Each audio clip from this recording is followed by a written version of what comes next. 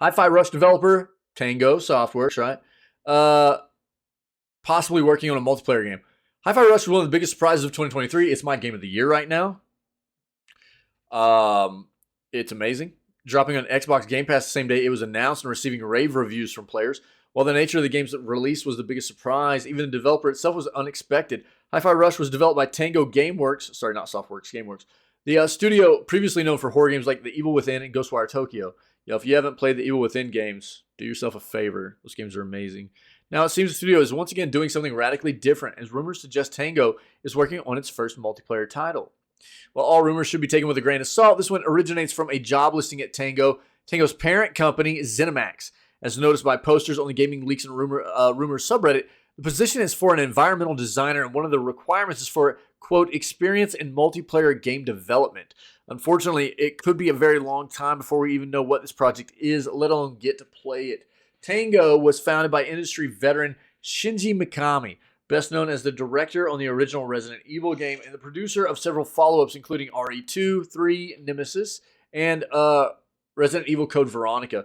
After founding Tango, Mikami served as executive producer on Evil Within 2, Ghostwire Tokyo, and Hi-Fi Rush.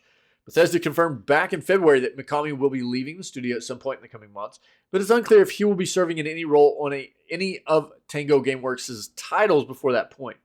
Whatever the next game from Tango might be, the studio has clearly earned the trust of players. Hi-Fi Rush fans would undoubtedly like to see more from that universe. There have been rumors about a third game in the Evil Within series. Please, man. I'll even admit, I was turned off by Hi-Fi Rush, large in part because I just wanted it to be Evil Within 3. I've apologized for that time and time again, and I will continue to do that. It was unfair of me. And as somebody who constantly talks about how I want to see more devs show their ability to create games that are outside of their norm, right? I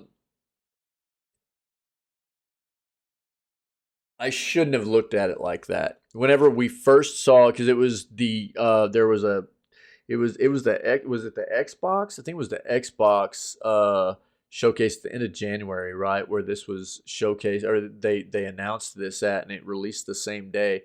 And I was like, Tango, where's Evil Within 3?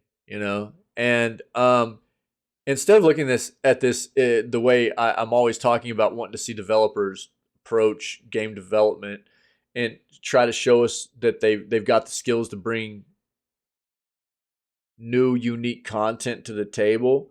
I was just kind of jaded by it not being Evil Within 3. And they blew it out of the water. I mean, Hi-Fi Rush was amazing. It was amazing. And I will say that, like, since I played Evil Within, both of those games, I've been a big fan of Tango. And now after playing Hi-Fi Rush, I haven't played Ghostwire Tokyo, but after playing Hi-Fi Rush, I would say that Tango is right. I mean, up there on the list of like favorite developers at this point. And I'm really excited to see what they're planning on doing next. Not even considering it being Evil Within. Just knowing now that they've got this versatility and being able to bring different kinds of gaming content to the table, and for it to be good. Look, a lot of people liked Evil Within. Ghostwire Tokyo reviewed very well. I don't think it was I don't think it necessarily sold all that well or anything, but it was a pretty well reviewed game. And then Hi-Fi Rush, it absolutely killed it. I mean, I think for a lot of people, that's game of the year right now. So, I don't know. I'm excited. I think that they've proven to a lot of people that they are one of, that there are still big developers in the industry that are doing good things, and I mean, you talk about big developers that dropped a game at a $30 price point also, so where we're seeing all these other games, big hyped up marketed games get dropped at a $70 price point. And I mean, we talk about it all the time right now. They feel gross. They feel bad, whether it be The Last of Us Part 1 or Wo Long or Jedi Survivor or Wild Hearts, or I mean, the list goes on and on and on and on and on.